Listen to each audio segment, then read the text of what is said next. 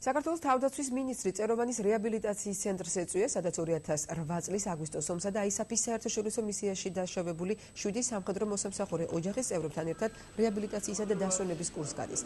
თავდაცვის მინისტრი სამხედრო მოსამსახურეებს გაესაუბრა და ბავშვებს საჩუქრები გადასცა.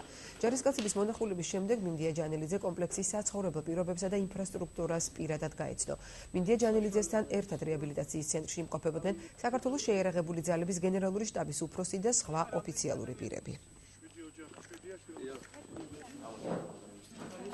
ძალიან მნიშვნელოვანი პროექტია, ვინაიდან ჩვენ უნდა მივცეთ ჩვენ ჯარისკაცებს და ოფიცრებს იმის საშუალება, რომ სრულყოფილად მოახდინონ რესოციალიზაცია. ჩვენ გვჭირდება, რომ ჯარში დავაბრუნოთ სრულყოფილი, სრულფასოვანი ოფიცრები, ჯარისკაცები, სერჟანტები. ყველაზე კარგი რეაბილიტაცია დაჭრილი სამხედრო მოსამსახურეისთვის არის საკუთარ ოჯახთან ერთად დასვენება.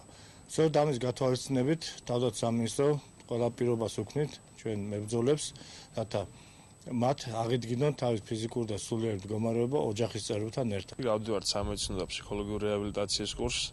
ეს ძალიან მნიშვნელოვანი წამოწყება არის ჩვენთვის, იმიტომ რომ ჩვენი ოჯახის წევრებიც და ჩვენც ზოგადად საჭიროებთ ამ დახმარებას, პოსტტრაუმული სინდრომი, რასაც ქვია, ამის დაძლევაში, აქედან გამომდინარე, ეს ძალიან კარგია ეს წამოწყება, რაც ჩვენმა სამინისტრომ გააკეთა, ჩემი თანამებრძოლების ჩვენთვის ზოგადად.